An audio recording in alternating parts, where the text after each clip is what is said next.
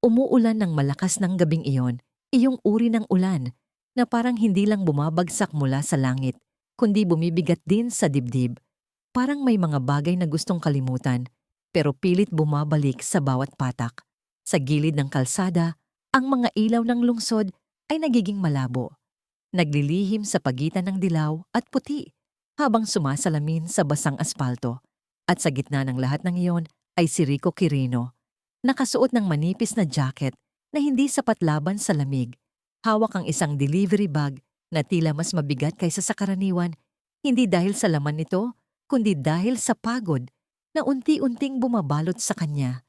Hindi siya tumitingin sa langit dahil alam niyang walang sagot doon, kaya nakatuon lang ang mga mata niya sa kalsada, sa susunod na destinasyon, sa susunod na order, sa susunod na pagkakataong kailangan niyang ngumiti kahit wala siyang dahilan. Hindi niya napansin ang paparating na sasakyan, o marahil napansin niya pero huli na ang lahat dahil sa isang iglap, ang mundo ay tila huminto. Kasunod ang isang malakas na tunog ng pagkakabangga na parang pumutol sa katahimikan ng gabi. Ang delivery box niya ay tumilapon, ang mga candy at maliliit na pakete ay nagkalat sa basang kalsada, at si Rico ay napaupo sa lupa. Basang-basa, ang mga palad niya ay nanginginig hindi dahil sa sakit, kundi sa biglang pagpasok ng realidad na hindi niya kayang kontrolin. Sa harap niya, nakatayo ang isang itim na sasakyan, makintab kahit sa gitna ng ulan, tila isang bagay na hindi dapat naroroon sa mundo niya. Lumabas ang isang lalaki mula sa sasakyan, dahan-dahan, parang hindi siya apektado ng ulan, parang hindi siya kabilang sa parehong eksena, at sa ilalim ng ilaw ng street lamp, nakita ni Rico ang mukha nito, malinis, kalmado, at may kakaibang lamig na hindi madaling ipaliwanag. Si Wenjing yun. Kahit hindi pa niya alam ang pangalan, ay may presensyang hindi mo kayang baliwalain. Iyong tipong kahit hindi siya magsalita, ay parang may sinasabi na siya. Lumapit ito, tumingin sa kanya, at sa isang sandaling iyon, walang nagsalita. Tanging ang ulan ang nagpatuloy sa kanilang pagitan. Magkano ang kailangan? Tanong ng lalaki. Diretso, walang emosyon, parang ang nangyari ay isang simpleng transaksyon lamang. Napakurap si Rico, parang hindi niya agad naintindihan ang tanong. Bago niya sinubukang tumayo, pinupunasan ng mga kamay sa kanyang basang pantalon. Hindi ko sinasadya, sagot niya. Mahina ngunit malinaw, at kahit nanginginig ang boses niya, may kakaibang katigasan doon. Parang ayaw niyang magmukhang mahina kahit sa ganitong sitwasyon. Babayaran ko ang sira, hindi ngayon, pero babayaran ko. Napatingin ang lalaki sa kanya, hindi bilang isang taong nagkamali, kundi parang sinusukat ang bawat salita niya, bawat galaw, bawat piraso ng dignidad na pilit niyang pinanghahawakan. Alam mo ba kung magkano ang sasakyang ito? Tanong nito, bahagyang nakataas ang kilay, hindi bilang pananakot, kundi bilang paalala ng realidad na hindi nila pareho ang mundo. Hindi sumagot si Rico agad, ngunit sa loob-loob niya, alam niyang hindi niya kayang abutin ang halaga noon kahit ilang taon pa siyang magtrabaho, kahit hindi siya matulog, kahit ubusin niya ang sarili niya sa pagod. Gayunpaman, hindi siya umatras. Hindi ko alam, sabi niya sa huli, pero responsibilidad ko to. May isang maikling katahimikan, iyong uri na hindi komportable pero hindi rin ganap na malamig, parang may hinihintay na mangyari. Pagkatapos, sa hindi inaasahan, nagsalita muli ang lalaki, ngunit iba na ang tono nito, mas mabagal, mas sinasadya. Kung ganoon, sabi niya, pakasalan mo ako. Parang mas malakas pa yon kaysa sa tunog ng banggaan kanina. Dahil sa isang iglap, ang mundo ni Rico ay tila umikot muli. Ngunit hindi dahil sa aksidente, kundi dahil sa absurdong mungkahi na hindi niya alam kung tatawanan o ikagagalit. Ano? Tanong niya. Halos napatawa ngunit pinigilan dahil ang seryosong ekspresyon ng lalaki ay hindi nagbibigay ng puwang para sa biro. 1 taon, dagdag nito, parang nag-aalok ng kontrata sa isang business meeting. Isang pekeng kasal, hindi mo kailangang bayaran ng sira, At bibigyan pa kita ng 5 milyon. Pagkatapos ng 1 taon, hiwalay tayo. Malinis. Napatingin si Rico sa kanya. Matagal, sinusubukang hanapin kung nasaan ang bitag, kung saan siya maluloko, kung anong klaseng laro ito. Dahil sa mundo niya, walang nagbibigay ng ganoong kalaking bagay nang walang kapalit. Humanap ka na lang ng iba. Sagot niya sa huli, ibinabalik ang maliit na supot ng candy na napulot niya sa lupa, kahit alam niyang basa na yon at wala ng halaga. Hindi ako interesadong maging parte ng ganitong bagay. Ngunit kahit tumalikod siya, kahit sinubukan niyang umalis, na parang walang nangyari, may isang bagay na hindi niya maipaliwanag. Parang may bahagi ng gabing iyon ang kumapit sa kanya. Parang ang ulan ay hindi lang nagbasa sa kanyang balat, kundi may iniwang marka na hindi agad mawawala. Sa likod niya, nanatiling nakatayo ang lalaki, hindi humabol, hindi nagpumilit, ngunit ang presensya nito ay parang anino na sumusunod kahit hindi nakikita. At sa gitna ng ingay ng lungsod at patuloy na pagbuhos ng ulan, may isang bagay na nagsimula. Tahimik, halos hindi marinig, ngunit sapat upang baguhin ang direksyon ng dalawang buhay na hindi dapat nagtagpo sa unang lugar. Hindi tumigil ang ulan kinabukasan, ngunit mas mahina na ito. Parang pagod na rin sa pagbagsak, tulad ni Rico na hindi halos nakatulog buong gabi, nakahiga sa maliit niyang kama habang pinapakinggan ang patak ng tubig sa bubong. Paulit-ulit, parang may tinatanong na hindi niya masagot. Ilang beses niyang binalikan sa isip ang nangyari. Ang sasakyan, ang lalaking may malamig na mata, at ang pinakahindi kapani-paniwalang alok na narinig niya sa buong buhay niya. Pakasal kapalit ng kalayaan sa utang, pakasal kapalit ng 5 milyong hindi niya kailanman mahahawakan kung mananatili siya sa mundong kinalalagyan niya. Sinubukan niyang itulak iyon palayo, kumbinsihin ang sarili na isa lang itong kakaibang insidente na matatabunan ng pang-araw-araw niyang pakikipagsapalaran. Ngunit habang lumalalim ang gabi, mas malinaw na hindi iyon mawawala ng ganoon kadali. Parang ang ulan mismo ay paulit-ulit na bumubulong ng parehong tanong, hanggang kailan ka lalaban mag-isa? Kinabukasan, bumalik siya sa trabaho na parang walang nangyari, nakangiti sa mga customer, nagmamaneho sa pagitan ng trapiko. Ngunit bawat paghinto niya sa ilaw trapiko ay tila mas mahaba kaysa dati. Bawat sandali ng katahimikan ay nagiging mas mabigat. Sa isang sulok ng isip niya, paulit-ulit ang eksena ng lalaking yon. Ang paraan ng pagsasalita nito, hindi parang nagmamakaawa, hindi rin parang nananakot, kundi parang sigurado na tatanggapin niya balang araw. Naiinis siya sa ideyang iyon, sa kumpiyansa na hindi niya maintindihan, ngunit may bahagi rin sa kanya na hindi maitanggi ang bigat ng sitwasyon niya. Ang utang, ang pagod, ang pakiramdam na kahit anong gawin niya ay parang hindi sapat. Hindi niya inaasahan na muli silang magkikita ng ganoon kabilis. Sa isang tahimik na kanto, habang inaayos niya ang mga delivery slip sa ilalim ng isang lumang waiting shed, naramdaman niya ang presensya bago pa man niya ito makita. Iyong uri ng pakiramdam na parang may tumitingin sa iyo nang hindi mo alam kung bakit. Nang iangat niya ang ulo, nandoon na siya, nakasuot ng parehong maayos na suit. Hindi tinatablan ng alikabok ng lungsod, tila hindi nababagay sa mundong ginagalawan niya. Si Wen Jingyun ay hindi ngumiti, ngunit may kakaibang pagbabago sa tingin niya. Mas matagal, mas mapanuri, parang naghihintay ng sagot na hindi pa naibibigay. Ayaw mo pa rin? Tanong nito. Diretso, walang paligoy. Parang ipinagpapatuloy lamang ang usapan na hindi kailanman natapos. Huminga ng malalim si Rico, pinipilit ayusin ang sarili. Ayaw magpakita ng kahit anong pag-aalinlangan, kahit alam niyang iyon mismo ang bumabagabag sa kanya. Sinabi ko na kahapon, sagot niya. Ngunit hindi na kasing tapang ng tono niya dati. May bahagyang pagod na nakahalo. Hindi ako papasok sa pekeng kasal para lang takasan ang problema ko. Hindi mo tinatakasan, sagot ni Wen, bahagyang lumapit. Sapat para marinig niya kahit hindi ito nagtataas ng boses.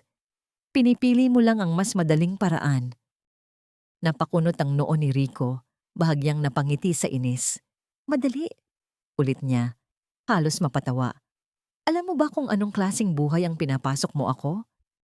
Hindi agad sumagot ang lalaki, ngunit ang katahimikan nito ay hindi kawalan ng sagot, kundi parang pagbibigay daan sa kanya upang marinig ang sarili niyang mga salita. 1 taon lang, dagdag nito sa huli, mas mabagal, parang sinusukat ang bawat salita. Pagkatapos, malaya ka, wala kang utang, may sapat kang pera para magsimula ulit. Magsimula ulit, iyon ang salitang tumama sa kanya, mas malalim kaysa inaasahan niya dahil kailan pa nga ba siya nagkaroon ng pagkakataong magsimula ulit. Mula nang iwan siya ng nakaraan niya, mula nang mawala ang mga bagay na akala niya ay permanente, ang buhay niya ay naging sunod-sunod na pag-survive, hindi pagpili. At ngayon, may isang tao na naglalatag ng option sa harap niya. Kahit gaano pa ito kakaiba, kahit gaano pa ito kahirap tanggapin. Bakit ako? Tanong niya sa wakas, mas tahimik, mas totoo, hindi na nagtatago sa likod ng galit o biro. Sa dami ng babae sa mundo, bakit ako pa?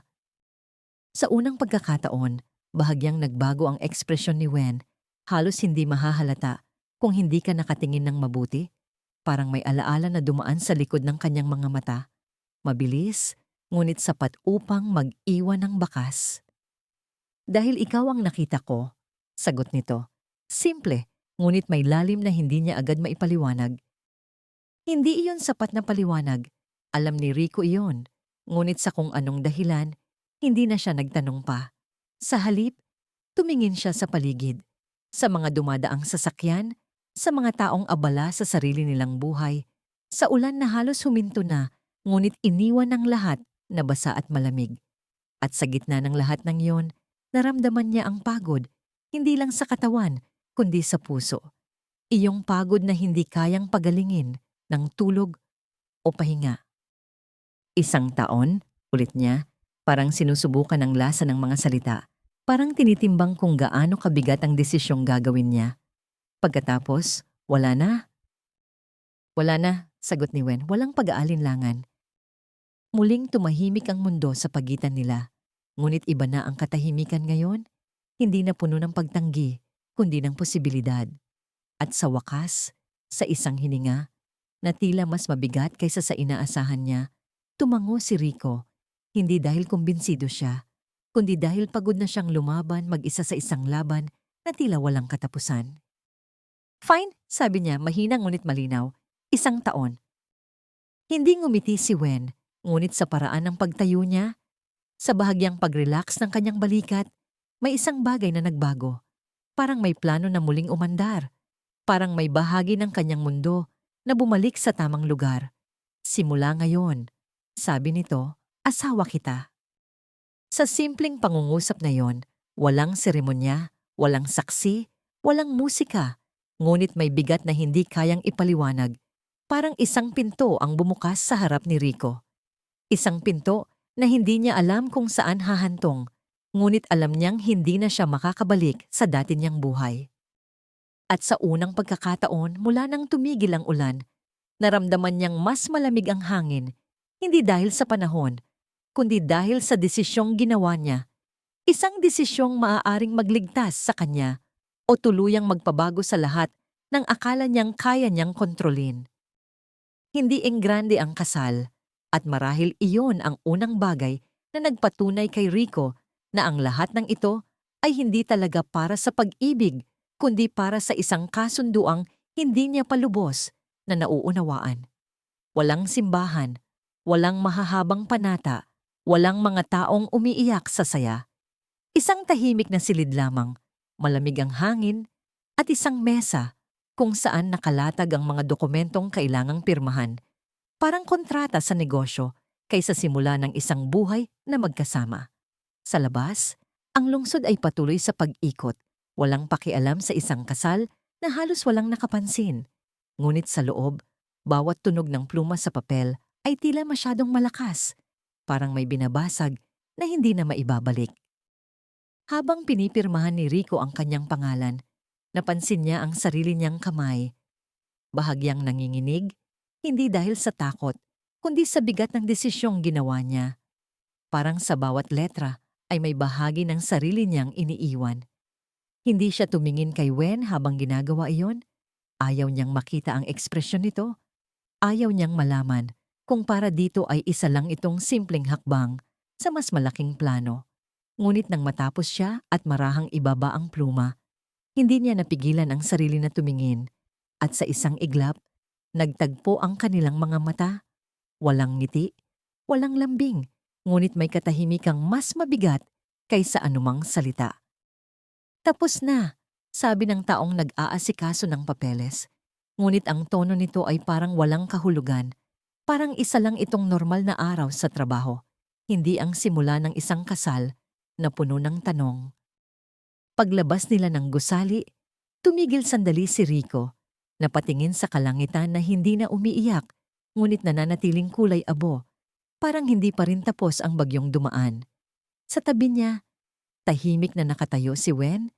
Parang hinihintay kung may sasabihin siya, ngunit hindi ito nagmamadali, hindi rin naguutos, at sa hindi inaasahan, iyon ang mas nakakapagpabigat sa kanya. Ang kawalan ng kontrol mula sa taong akala niya ay kontrolado ang lahat. Saan tayo pupunta? Tanong niya sa huli, hindi bilang asawa, kundi bilang isang taong hindi alam kung saan siya dadalhin ng bagong yugto ng buhay niya. Sa bahay, sagot ni Wen. Simple, parang iyon ang pinaka-natural na sagot sa mundo. Bahay. Hindi niya alam kung bakit. Pero sa salitang iyon, may kakaibang kirot na sumagi sa kanya. Dahil ang ideya ng bahay ay matagal nang nawala sa kanya.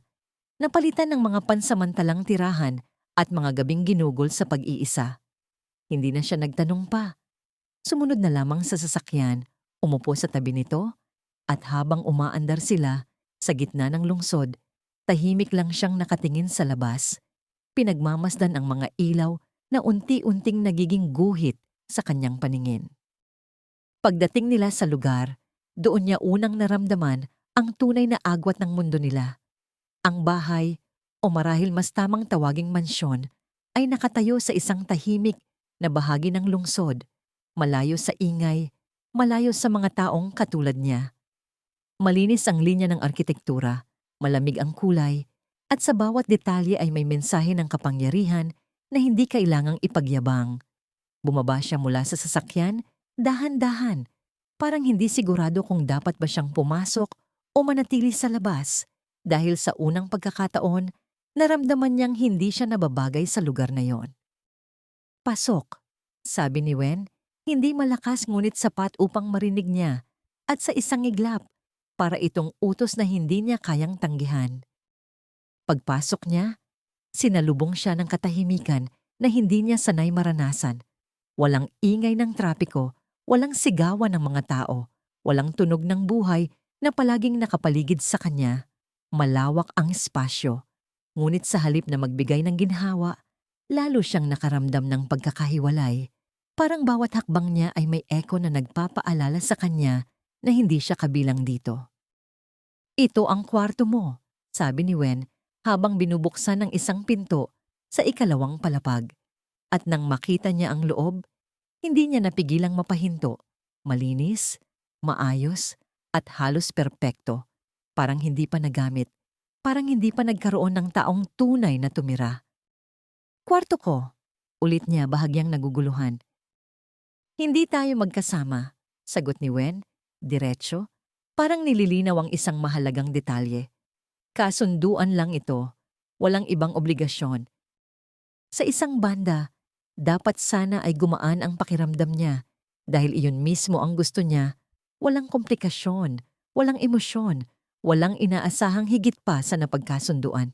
Ngunit sa hindi inaasahan, may maliit na bahagi sa kanya na nakaramdam ng kakaibang lungkot. Isang pakiramdam na hindi niya agad maipaliwanag. Kaya agad niya itong itinulak palayo. Mas mabuti, sagot niya, bahagyang tumango, pilit pinananatiling matatag ang boses. Ayaw ko rin ng komplikasyon. Hindi na sumagot si Wen, ngunit sa paraan ng pagtitig nito sa kanya sandali. Parang may gustong sabihin, ngunit piniling manahimik. Pagkatapos, tumalikod ito at naglakad palayo. Iniwan siyang mag-isa sa isang silid na napakalaki para sa isang taong sanay sa masikip na espasyo.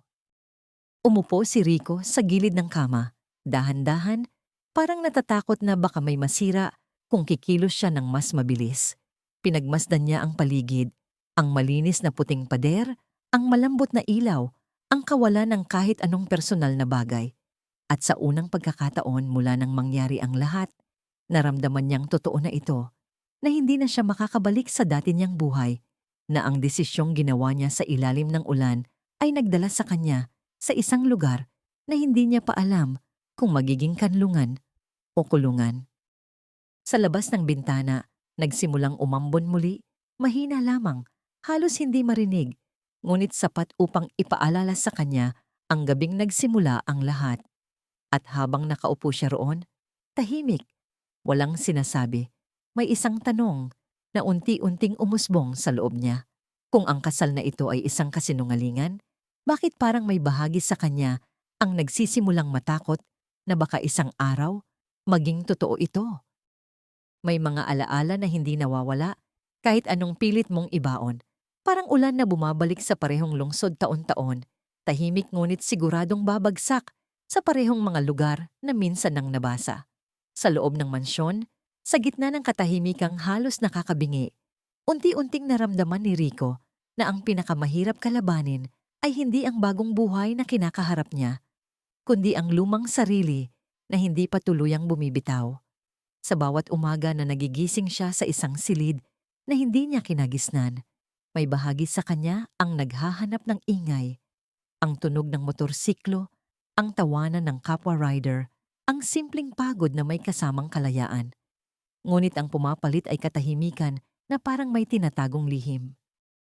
Hindi niya inaasahan na ang katahimikang iyon ay mababasag sa isang tawag, isang pangalan na matagal na niyang hindi gustong marinig, ngunit sa sandaling lumitaw ito sa screen ng kanyang telepono, parang bumalik ang lahat, ang sakit, ang galit, at ang mga tanong na hindi kailanman nasagot. Haruka. Ilang segundo niyang tinitigan ang pangalan, parang may posibilidad na mawala ito kung hindi siya kikilos, ngunit alam niyang hindi iyon mangyayari. Kaya sa huli, pinindot niya ang sagot, hindi dahil gusto niyang makipag-usap, kundi dahil pagod na siyang tumakbo. Rico, sabi ng boses sa kabilang linya, pamilyar ngunit may kakaibang distansya, parang may pagitan na hindi na kayang tawirin. Pwede ba kitang makausap? Hindi agad sumagot si Rico, pinakinggan muna ang sarili niyang paghinga, pinipilit ayusin ang emosyon na unti-unting umaangat sa loob niya. Anong kailangan mo? Sagot niya sa huli, diretso, walang paligoy, ngunit may lamig na hindi niya dati kayang ipakita. Magkita tayo, sabi ni Haruka. Parang yun lang ang sapat na paliwanag. Parang may karapatan pa rin itong humiling. Hindi niya alam kung bakit siya pumayag. Marahil dahil may bahagi sa kanya na gustong tapusin ang mga bagay na naiwan. O marahil dahil gusto niyang patunayan sa sarili na hindi na siya ang taong iiwan ng walang paliwanag. At kaya, sa hapon na yon, natagpuan niya ang sarili na nakatayo sa harap ng isang pamilyar na gusali, ang lugar na minsan niyang tinawag na tahanan, ang lugar kung saan nagsimula ang lahat at kung saan din siya unang nasaktan ng husto. Pagpasok niya, agad siyang sinalubong ng mga mata na hindi na bago, mga matang puno ng paghuhusga, ng pagmamataas, at ng kawalan ng respeto na dati niyang piniling tiisin. Ang pamilya Tatsuma ay naroon, nakaupo sa sala na parang may hinihintay na palabas, at sa sandaling nakita siya, may mga ngiting lumitaw, hindi dahil masaya silang makita siya, kundi dahil may bago na naman silang mapag-uusapan. Bumalik ka pa, sabi ng ina ni Haruka, bahagyang nakangiti, ngunit ang tono ay may halong panlalait. Akala ko wala ka ng hiya. Hindi sumagot si Rico agad, tiningnan lamang ang bawat mukha, hinahanap kung may kahit konting pagbabago, ngunit wala siyang nakita, kundi ang parehong mga taong dati nang nagpasakit sa kanya. Tinawag niyo ako, sagot niya sa huli. Kalmado, ngunit may matibay na linya sa bawat salita. Lumapit si Haruka, ngunit hindi tulad ng dati na may pag-aalala sa mga mata nito. Ngayon ay parang may ibang iniisip, parang may mas mahalagang bagay kaysa sa kanya. Rico, Pag-usapan natin ng maayos, sabi nito. Ngunit bago pa niya matapos, sumingit ang ina nito. Parang hindi kayang hayaan ng anumang bagay na hindi kontrolado. Hindi na kailangan ng mahabang usapan. Sabi nito, inilapag ang isang dokumento sa mesa sa harap ni Rico. Pirmahan mo na lang ang divorce papers, tapos na ang lahat. Tumingin si Rico sa papel, ngunit hindi niya ito hinawakan agad. Parang ang simpleng paghawak doon ay magpapatunay sa isang bagay na matagal na niyang tinanggap, ngunit hindi kailanman lubos na naproseso. Akala ko tapos na, sabi niya. Bahagyang nakataas ang tingin kay Haruka. Bakit kailangan pa nito? Para malinaw, sagot ng ina. Mabilis, parang iyon lang ang mahalaga. At para makausad na ang anak ko. Makausad? Ulit ni Rico at sa unang pagkakataon, may bahagyang emosyon na lumabas sa boses niya, hindi galit, kundi pagod. Hindi ba ako ang iniwan? May sandaling tumahimik ang silid, ngunit hindi dahil sa pagsisisi, kundi dahil sa inis na hindi nila inaasahan mula sa kanya. Huwag mo nang gawing komplikado, sabi ni Haruka. At doon siya unang nasaktan muli. Hindi sa lakas ng salita, kundi sa kawalan ng pakialam. Bago pa siya makasagot, may isa pang boses na sumingit. Mas matamis, ngunit mas mapanganib. Si Mana, ang babaeng pinalit sa kanya. Ang babaeng ngayon ay nakaupo sa tabi ni Haruka na parang siya ang nararapat na nandito mula sa simula. Rico, huwag mo nang pahirapan ang sarili mo. Sabi nito, nakangiti. Ngunit ang mga mata ay walang init. Hindi ka nabagay sa kanya. Napangiti si Rico, bahagya.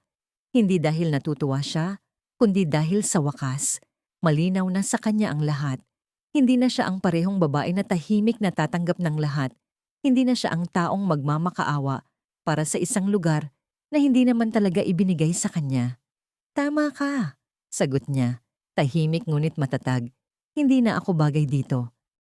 At sa sandaling iyon, hindi na niya naramdaman ang bigat na matagal niyang dinadala. Parang may unti-unting bumitaw sa loob niya. Parang ang ulan na matagal nang bumabagsak ay sa wakas tumigil. Ngunit sa parehong sandali, may isa pang bagay na nagsimulang umusbong. Hindi galit, hindi sakit, kundi isang tahimik na determinasyon na hindi na siya babalik sa dating sarili. Hindi niya pinirmahan ang papel agad, hindi dahil gusto niyang magtagal, kundi dahil gusto niyang tiyakin na ang bawat hakbang na gagawin niya mula ngayon ay sa sarili niya na manggagaling, hindi sa dikta ng iba. At habang nakatayo siya roon, sa gitna ng mga taong minsan niyang tinuring na pamilya, napagtanto niyang ang tunay na laban ay hindi ang pag-alis, kundi ang hindi na muling paglingon. Sa labas, muling nagsimulang umambon, mahina ngunit malinaw, parang isang paalala na kahit matapos ang bagyo, may mga patak pa ring babalik, ngunit hindi na kasing lakas, hindi na kasing sakit. At sa pagkakataong ito, handa na siyang harapin iyon. Sa mga sumunod na araw, natututunan ni Rico kung paano umangkop sa bagong buhay na ipinagkaloob sa kanya. O mas tamang sabihin, ipinataw. Ang mga unang sandali sa mansyon ay puno ng kawalan ng sigla. Ang bawat araw ay pare-pareho.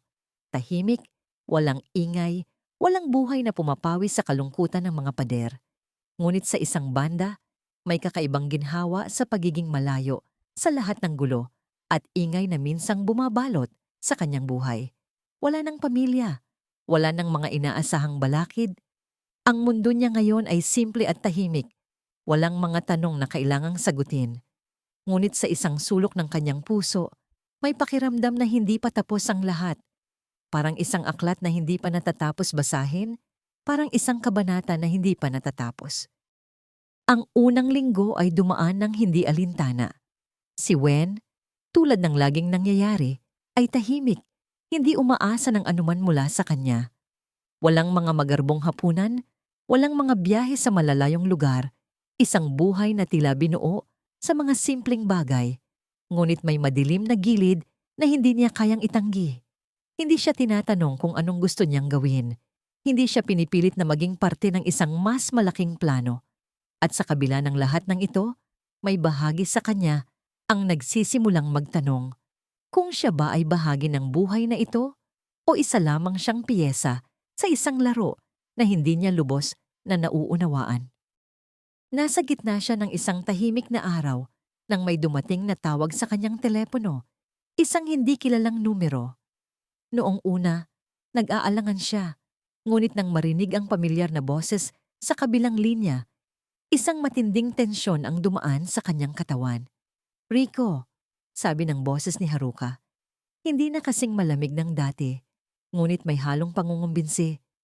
"Pwede ba tayong mag-usap?" Hindi sumagot agad si Rico, ngunit sa halip ay naglakad, patungo sa isang bintana at tumingin sa malalayong ilaw ng lungsod, pilit tinatanggap ang ideya na ang nakaraan ay hindi basta-basta mawawala. "Ano na naman?" tanong niya.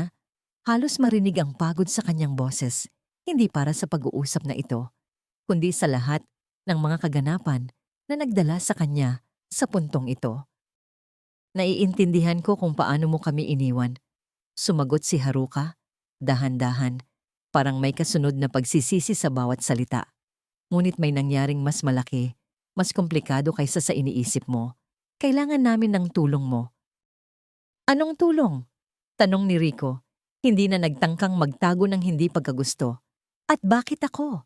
Hindi ba't ako nga ang iniwan?" Haruka ay tahimik sa kabilang linya, at sa sandaling iyon, parang narinig ni Rico ang tunog ng paghinga ng babae. Parang may pinipilit na ipaliwanag, pero natatakot na masaktan. "Alam mo ba, na hindi lang ikaw ang naapektuhan? Ang pamilya mo, pati si Wen, may mga bagay na hindi mo alam. Ang nangyaring paghihiwalay ng mga pamilya, hindi lang sa iyo at sa amin. May mga pondo, mga kontrata, at higit sa lahat, may mga panganib na hindi mo pa nakikita." Rico ay hindi makapaniwala sa mga naririnig. Ang mga pangalan na dati niyang iniwasan, ngayon ay nagiging bahagi na ng kasalukuyan niyang buhay.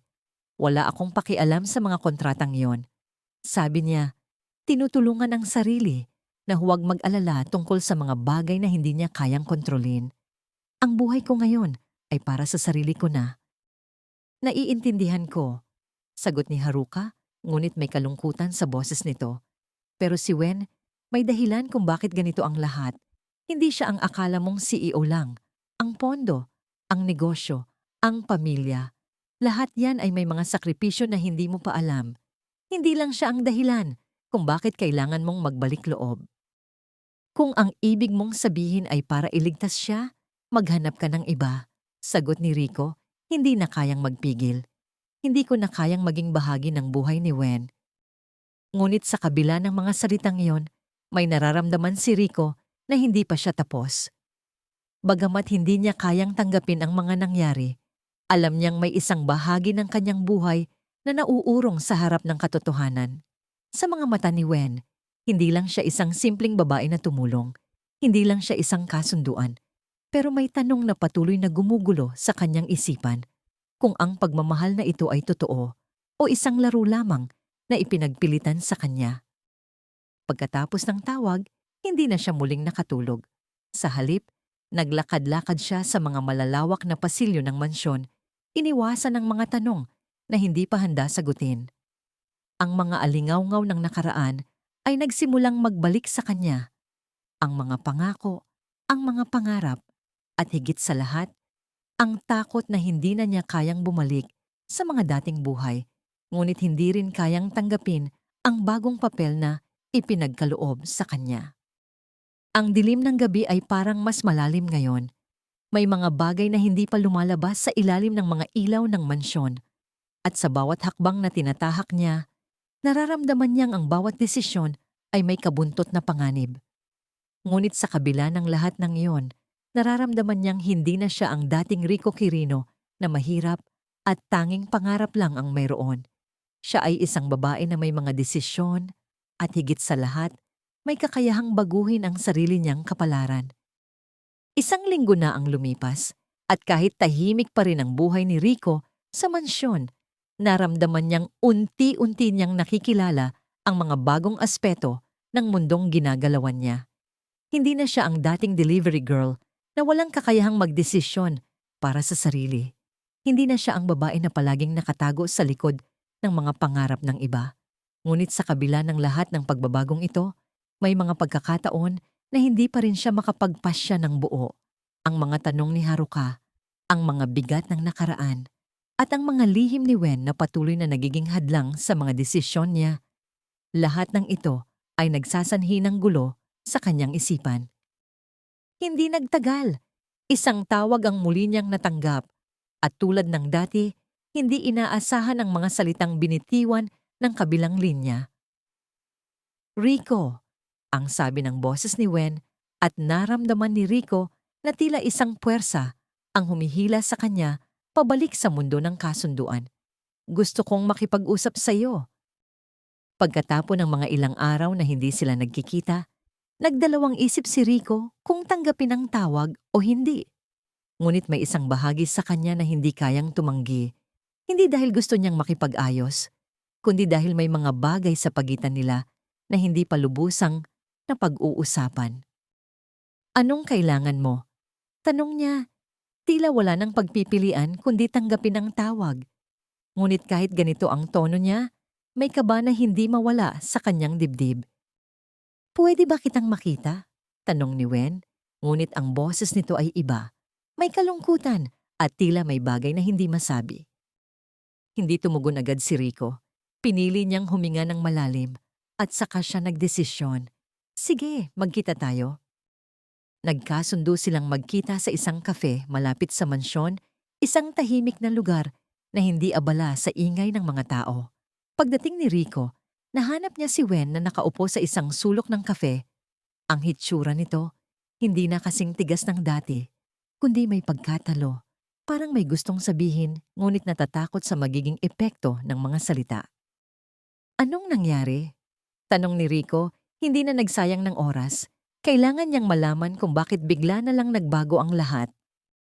Rico, sabi ni Wen, mas mabagal, parang may hinahanap sa bawat salitang lumalabas sa bibig nito. May mga bagay na hindi ko nasabi sa'yo. May mga desisyong kailangan kong gawin at sa mga desisyong iyon, ikaw ay bahagi ng plano. Nagulat si Rico, ngunit pilit niyang pinigilan ang sarili na ipakita ang pagka-shock. Plano? Ulit niya.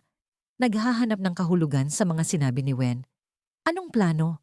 Ang mga desisyon mo? Hindi ba't ang kasal na ito ay kasunduan na? Walang ibang kasali, kundi ako at ikaw. Tumingin si Wen sa kanya, at sa mga mata nito, si Rico ay nakatagpo ng isang bagong uri ng pagkalito. Isang pagkalito na hindi siya handang harapin. Iyon ang akala ko noon, sagot ni Wen. Pero hindi na yon totoo. Rico, hindi ko na kayang magsinungaling. May mga bagay na hindi ko kayang itago pa. Tumingin siya kay Rico at sa halip na magsimula ng ibang usapan, ipinagpatuloy ni Wen ang lahat ng mga tanong at mga sagot na matagal nang itinatago.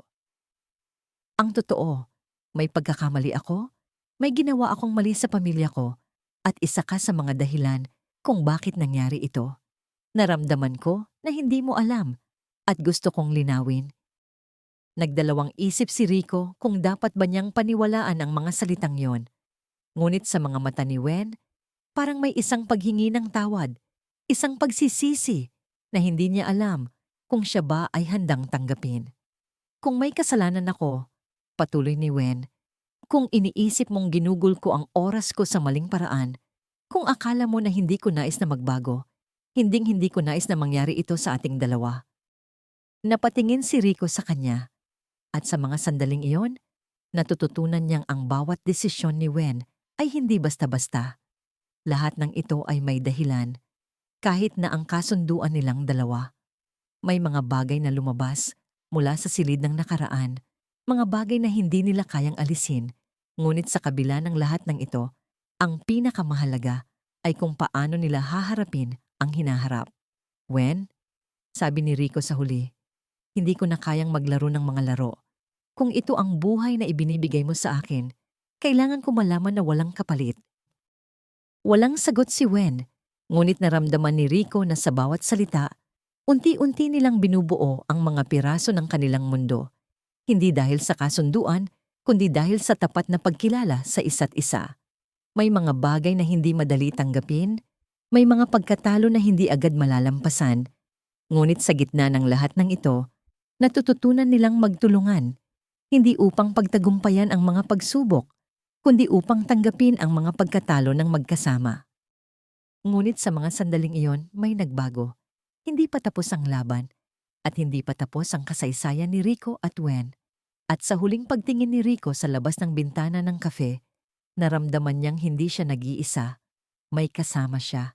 At kahit na mahirap, kahit na puno ng tanong, alam niyang sa bawat hakbang na ginagawa nila, mas malapit na nilang matutunan kung paano maglakbay ng magkasama.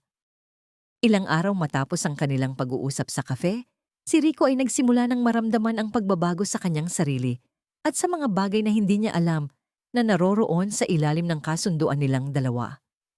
Hindi na siya ang parehong Rico na natutulog sa maliit na kwarto, na naghihintay ng milagro, na ang mga pangarap ay puno ng takot at pag-aalala.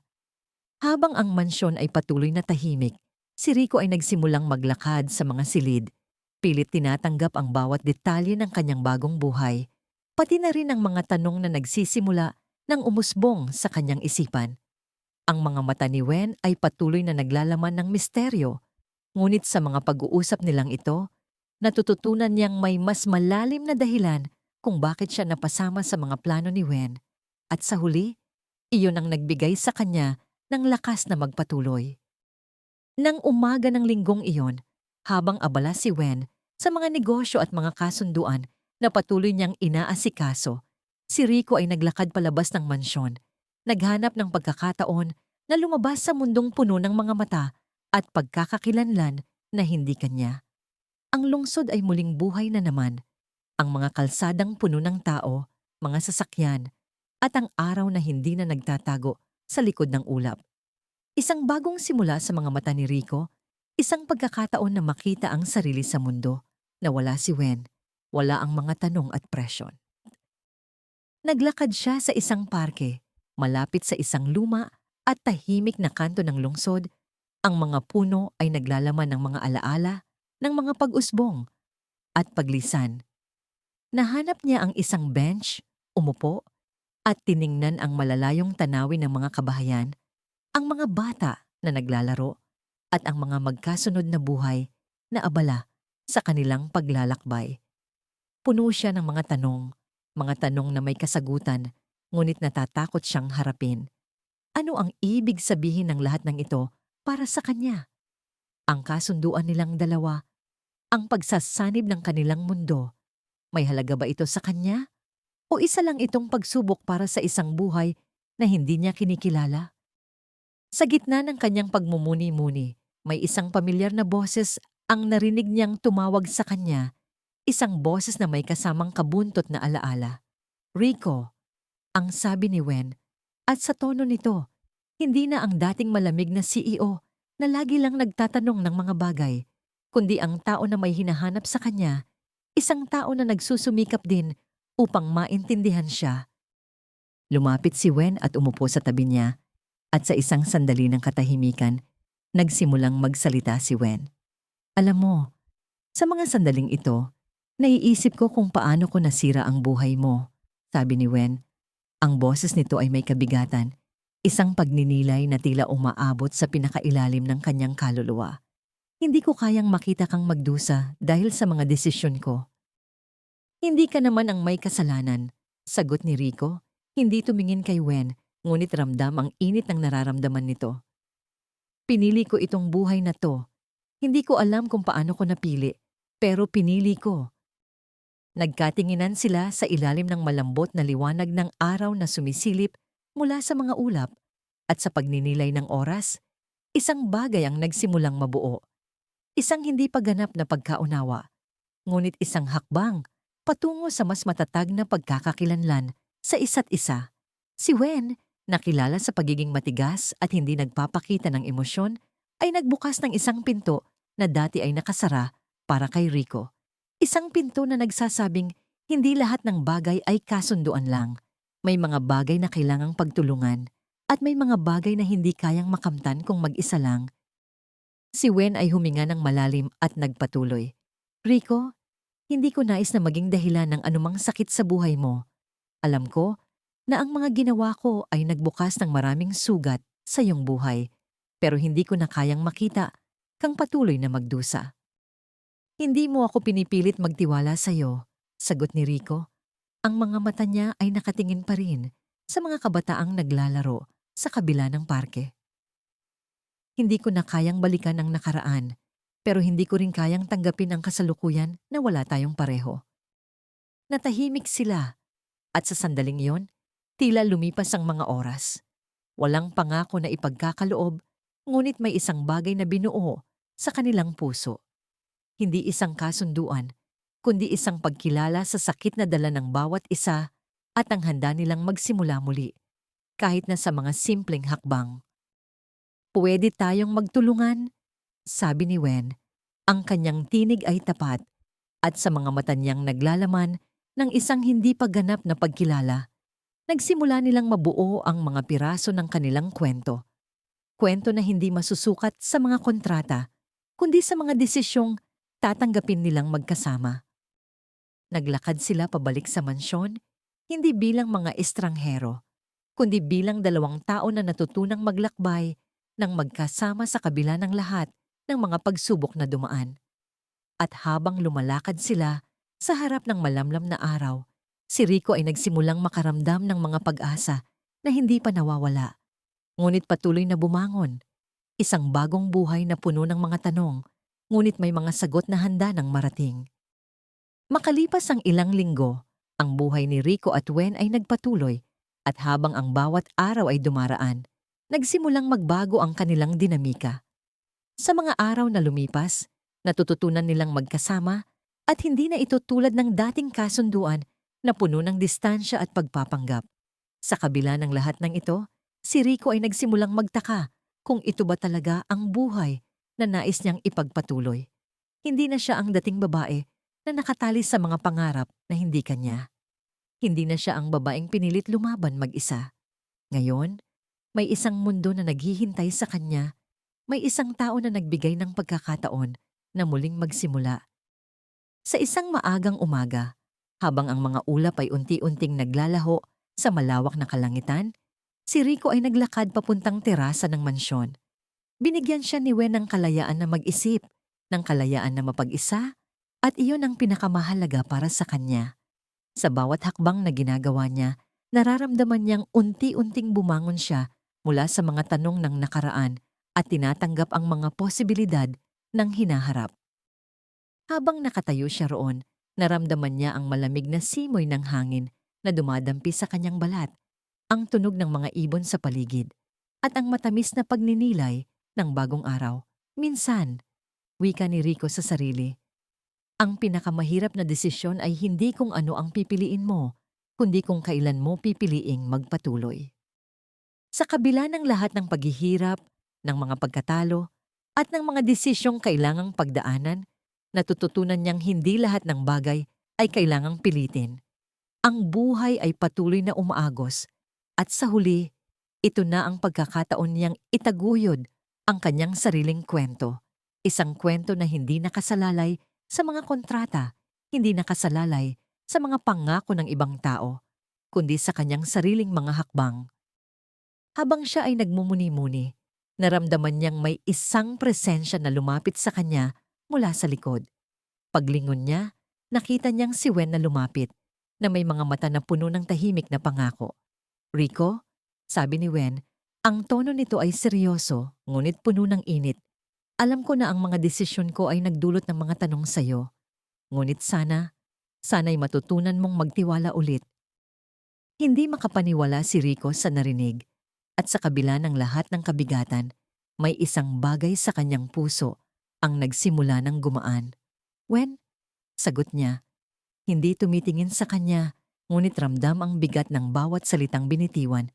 Hindi ko alam kung paano magtiwala ng buo." Walang sinabi si Wen, ngunit ang mga mata nito ay nagsalita na.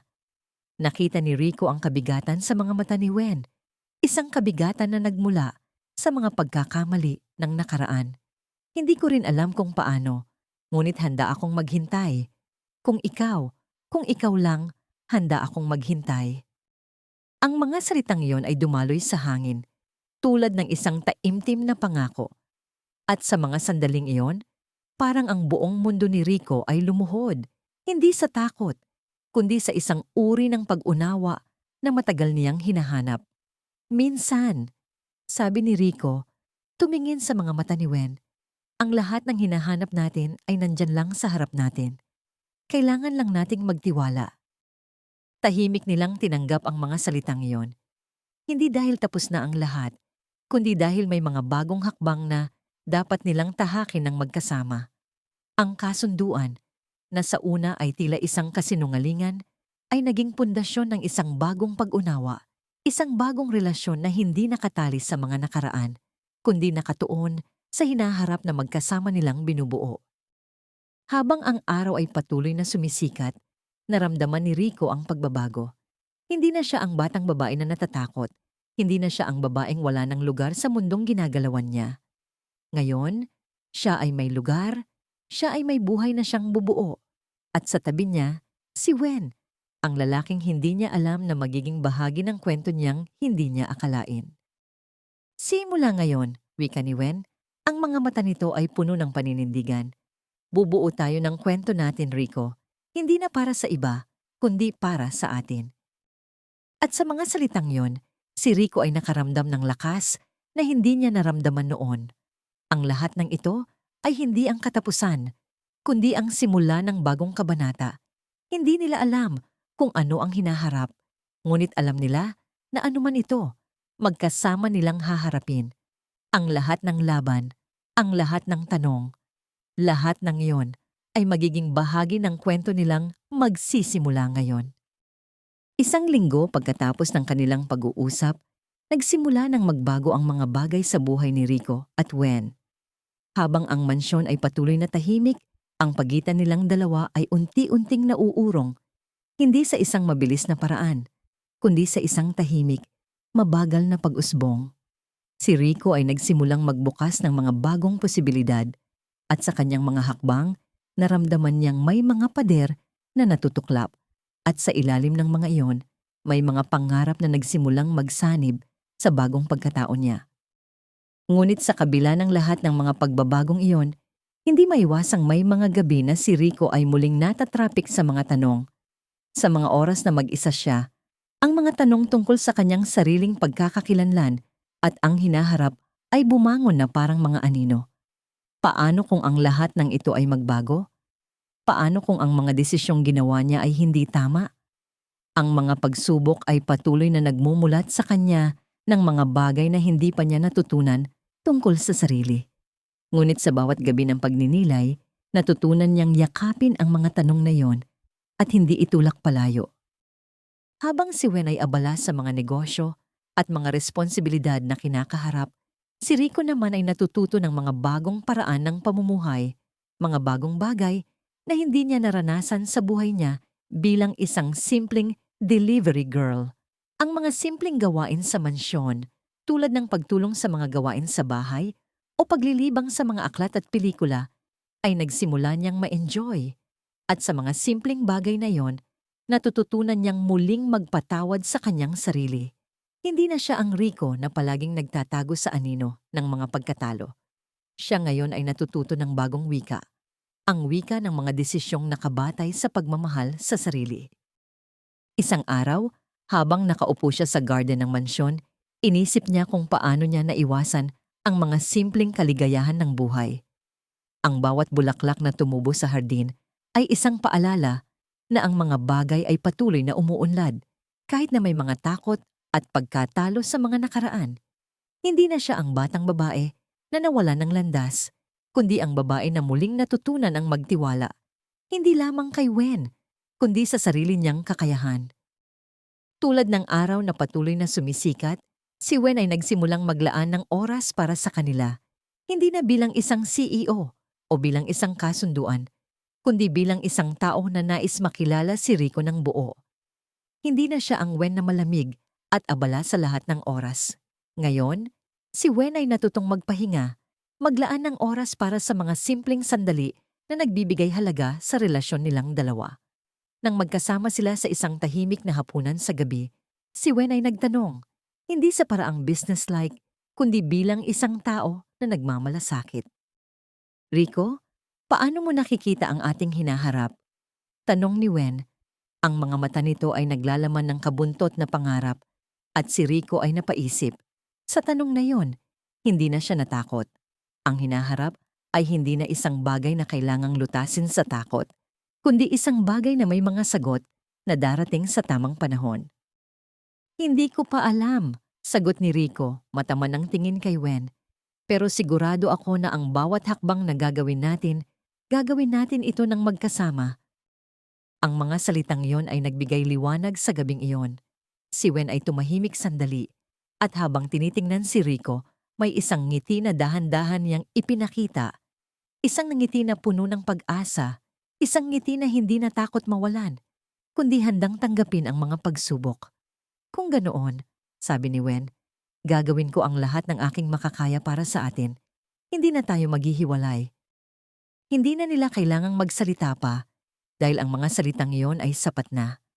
Ang mga desisyon nila ay nagpatibay ng isang relasyon na hindi nakabatay sa takot o kasunduan, kundi sa tiwala at pagmamahal.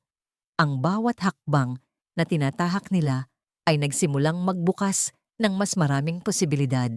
At ang bawat araw ay naging isang hakbang patungo sa isang hinaharap na hindi na puno ng mga katanungan, kundi ng mga pangarap na nagsimula ng magkatotoo.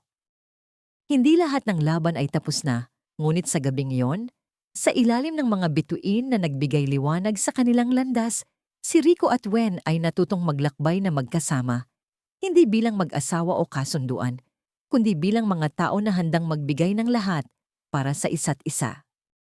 Ang kanilang kwento ay hindi pa tapos, ngunit sa bawat hakbang na ginagawa nila, mas nagiging maliwanag ang kanilang hinaharap. Isang hinaharap na puno ng mga posibilidad, ng mga bagong simula, at higit sa lahat, ng pag-ibig na hindi na natatakot magtagumpay. Habang ang mga linggo ay dumadaan, si Rico at Wen ay nagsimula ng magtulungan sa mga aspeto ng kanilang buhay na dati ay hindi nila kayang pag-usapan.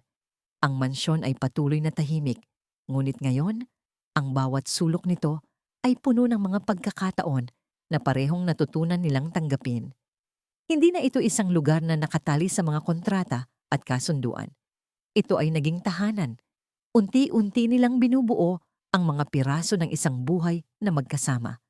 Ang mga simpleng sandali na magkasama sa hapagkainan, ang mga lakad sa hardin, ang mga kwentuhan sa mga gabi ng taglamig.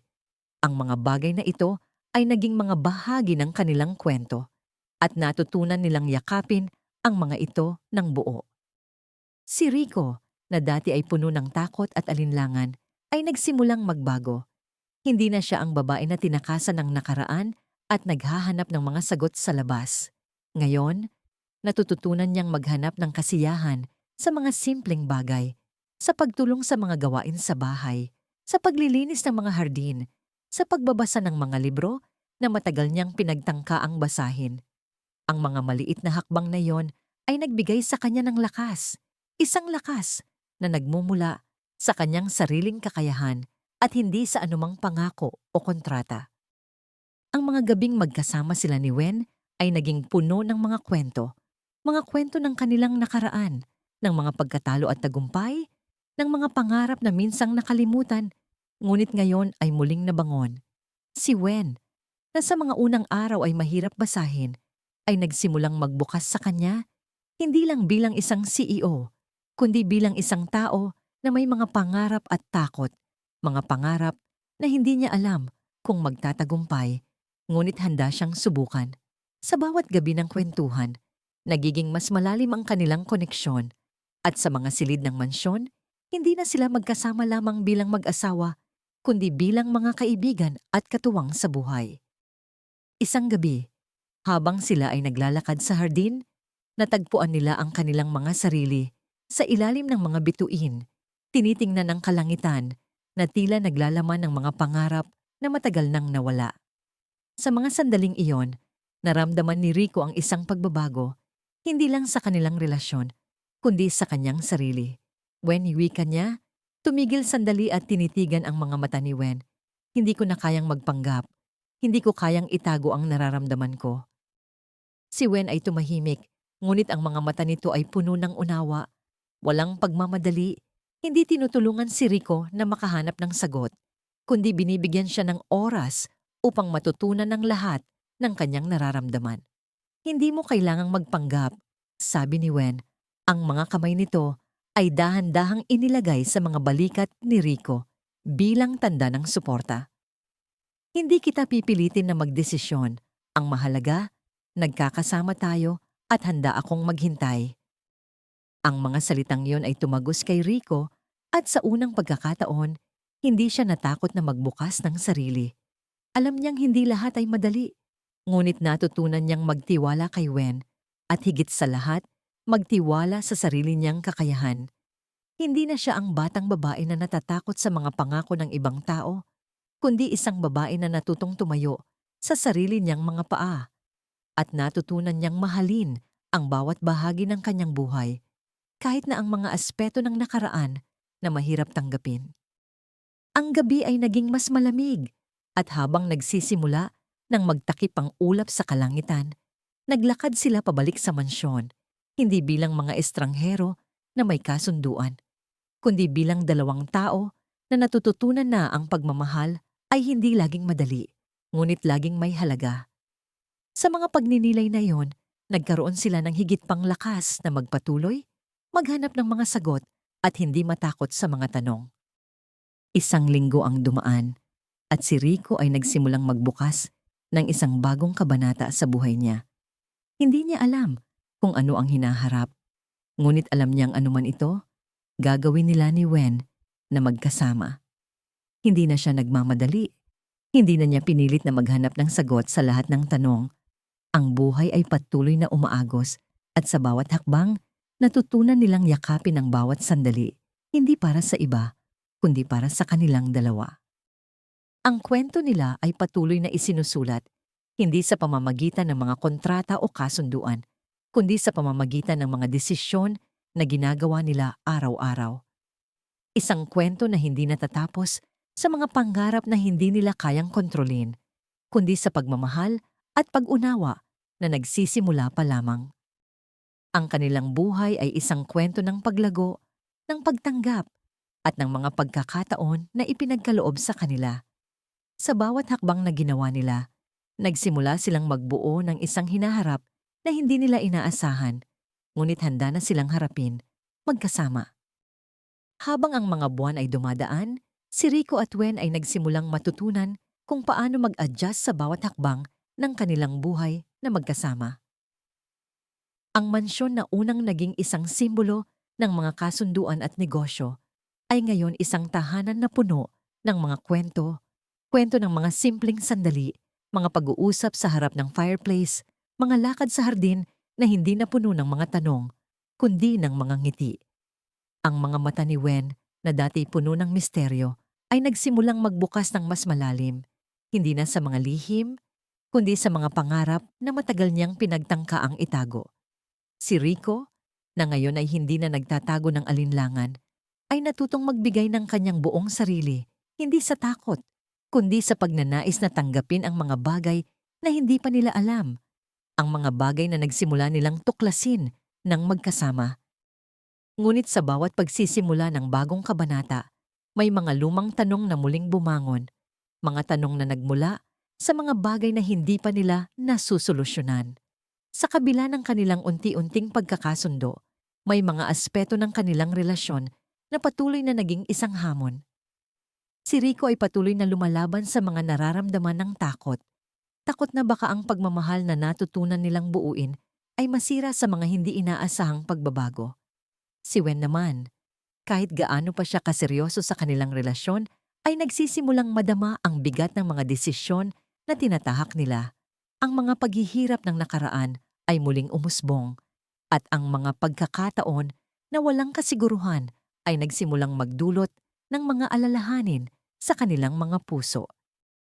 Isang hapon, habang si Rico ay naglalakad sa hardin, nag-isip siya ng malalim. Naisip niya ang mga bagay na hindi pa nila tinalakay ni Wen, mga bagay na hindi pa nila kayang harapin ng magkasama, mga tanong na minsan ay nagiging sanhi ng distansya sa pagitan nilang dalawa. Hindi siya nagmadaling sumagot sa mga ito, ngunit alam niyang darating din ang panahon na kailangan nilang mag-usap. Si Wen, sa kabilang dako ng mansyon, ay abala sa mga negosyo, ngunit hindi niya naaalis ang nararamdamang pag-aalala kay Rico. Alam niyang may mga bagay na patuloy na pinipilit ni Rico na itago, mga sugat na hindi pa lubos na napagaling. Ngunit si Wen, sa kabila ng lahat ng ito, ay nagpatuloy sa pagiging tapat sa kanya. Hindi siya nagmadaling magtakda ng mga hangganan, kundi pinapayagan si Rico na magsalita at magpatawad sa sarili sa mga oras na kailangan niya. Isang hapon, nagsimula silang maglakad sa hardin, tulad ng mga nakaraang araw na puno ng mga simpleng kwento at tawanan. Ngunit sa pagkakataong ito, may isang seryosong tanong na hindi na nila kayang iwasan. Wen, simula ni Rico, ang boses niya ay mas malalim at puno ng kabigatan. Sa lahat ng pinagdaanan natin, sa mga desisyon na ginawa natin, paano mo nakikita ang hinaharap natin? Tumigil si Wen sa pagtahak ng landas at tumingin sa kanya. Sa mga mata ni Wen, hindi na ang malamig na CEO na dati niyang nakikita, kundi isang tao na nagsimula ng magbukas sa mga kahinaan at pangarap. Hindi ko alam, Rico, sagot ni Wen. Ang mga kamay nito ay hindi na mahigpit na nakakapit sa mga pangako, kundi malumanay, tulad ng mga salitang naglalaman ng pag-unawa. Hindi ko alam kung ano ang hinaharap, ngunit handa akong maglakbay kasama ka, ano man ang mangyari. Hindi ko na kayang maging matigas at hindi ka tanggapin ng buo. Gusto kong makita ang mga pangarap na binubuo natin. Hindi agad sumagot si Rico, ngunit naramdaman niyang ang mga salitang yon ay puno ng katotohanan.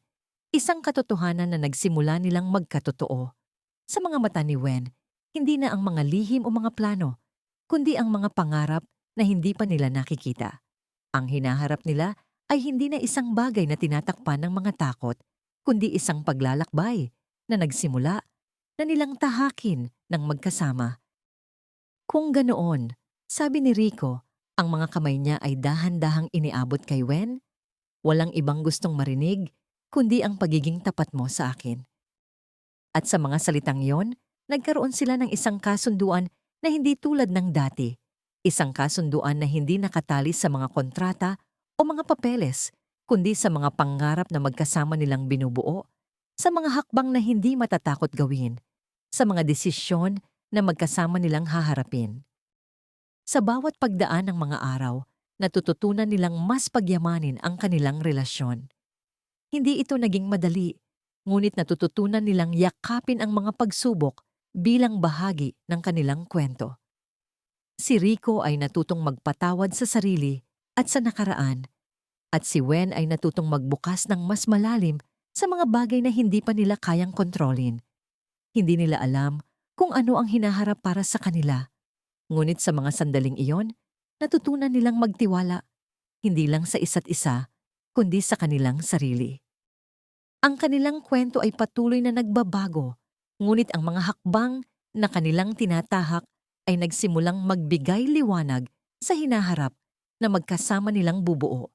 Hindi nila alam kung saan sila dadalhin ng buhay, ngunit alam nila na sa bawat hakbang, magkasama nila itong haharapin. Pagkalipas ng mga buwan, naging malinaw na kay Rico at Wen na ang mga hakbang na tinahak nila ay nagbukas ng mas malalim na pag-unawa sa isa't isa at sa kanilang mga sarili. Ang kanilang buhay na dati puno ng mga tanong at takot ay nagsimulang magbago. Hindi na ito tungkol sa mga kontratang ginugol sa unang bahagi ng kanilang relasyon. Hindi na ito tungkol sa mga kasunduan at utang na pinilit nilang takasan. Ito ay tungkol sa pagmamahal na nagsimulang magsanib, isang pagmamahal na hindi nakasalalay sa mga kondisyon, kundi sa pagtanggap at pag-unawa sa isa't isa. Si Rico, na sa mga unang linggo ng kanilang kasal ay puno ng alinlangan, ay natutong yakapin ang bawat aspeto ng buhay niya. Hindi na siya ang babaeng natatakot magpakita ng kahinaan. Sa bawat araw na lumilipas, natututunan niyang tanggapin ang kanyang mga sugat at magpatuloy sa buhay nang hindi tinatago ang mga ito. Ang mga pagkatalo, mga pagkakamali, at mga takot na tinahak niya ay naging mga hakbang patungo sa isang bagong simula. Natutunan niyang hindi lang magpatawad sa iba, kundi magpatawad din sa sarili. Si Wen, na dati ang malamig na CEO na hindi madaling basahin, ay natutong magpatawad din, hindi lang sa mga tao sa paligid niya, kundi sa kanyang sarili. Ang mga pagkakamali sa nakaraan, ang mga desisyong nagdulot ng mga sugat sa kanyang pamilya at sa kanilang relasyon ay nagsimula ng mapatawad sa mga simpleng sandali ng pag-unawa at pagtanggap.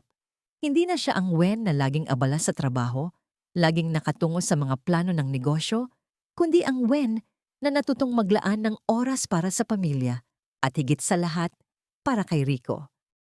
Isang gabi, habang ang mga ulap ay naglalakbay sa kalangitan at ang buwan ay nagsimulang magbigay liwanag sa buong paligid, nagsimula silang maglakad sa hardin na magkasama. Wala nang ingay ng mundo sa paligid nila. Walang mga bagay na kailangang gawing perpekto. Ang gabing iyon ay puno ng katahimikan na hindi nagdudulot ng kalungkutan, kundi ng kapayapaan. Nakatingin sila sa isa't isa at sa bawat hakbang na kanilang tinahak, naramdaman nila ang pagkakaisa. Isang pagkakaisa na hindi nabatay sa mga kondisyon, kundi sa mga desisyong magkasama nilang ginawa. Wen, wika ni Rico, habang naglalakad sila sa ilalim ng malamlam na ilaw ng mga lamppost. Sa lahat ng pinagdaanan natin, sa lahat ng takot at pag-aalala, paano mong nakaya? Tumigil si Wen at tiningnan siya. Ang mga mata nito ay puno ng mga emosyon na matagal na niyang itinatago. Nakaya ko? Sabi ni Wen. Ang boses niya ay tahimik, ngunit puno ng lakas. Dahil alam ko na sa bawat hakbang ko, andyan ka. Alam ko na hindi ko kayang maglakbay mag-isa. Ang mahalaga, magkasama tayong tumahak sa mga landas na hindi natin alam. At sa mga salitang yon, si Rico ay natutunan niyang tanggapin ang mga hindi inaasahang sagot, na hindi lahat ng bagay sa buhay ay may kontrol, ngunit may mga sandali ng pagtanggap at pag-unawa na nagiging bahagi ng ating kwento. Sa kabila ng lahat ng pagkatalo, ang mga tagumpay ay nagsimula ng magbukas, hindi sa tagumpay ng iba, kundi sa tagumpay nilang magkasama. Dumating ang isang araw na nagdesisyon silang muling magsimula ng kanilang buhay, hindi na bilang mga tao na tinataboy ng takot, kundi bilang mga tao na handang tanggapin ang bawat aspeto ng kanilang kwento, mga aspeto na magkasama nilang binuo. Ang mga alalahanin at takot na dulot ng nakaraan ay hindi na naging hadlang, kundi naging bahagi ng isang kwento na patuloy nilang binubuo, isang kwento ng pagmamahal at pagtanggap. Simula ngayon, wika ni Rico, tumingin kay Wen. Ang mga mata niya ay naglalaman ng pagnanais na magpatuloy. Together, walang pag-aalinlangan, magkasama natin bubuin ang hinaharap. Wen ay ngumiti, isang ngiti na puno ng pag-unawa, ngiti na hindi na naglalaman ng mga tanong, kundi ng pag-asa. Magkasama, hanggang sa dulo. At sa mga salitang yon, natapos ang isang kwento, ngunit nagsimula ang isa pa. Isang kwento ng dalawang tao na natutunan hindi lang mahalin ang isa't isa, kundi mahalin din ang kanilang mga sarili. Hindi nila alam kung ano ang hinaharap, ngunit alam nilang ano man iyon. Magkasama nila itong haharapin, magkasama nilang bubuin ang kanilang hinaharap. Ang kanilang kwento ay patuloy na nagsusulat ng bagong kabanata, isang kwento ng pag-ibig, pagtanggap, at paglago.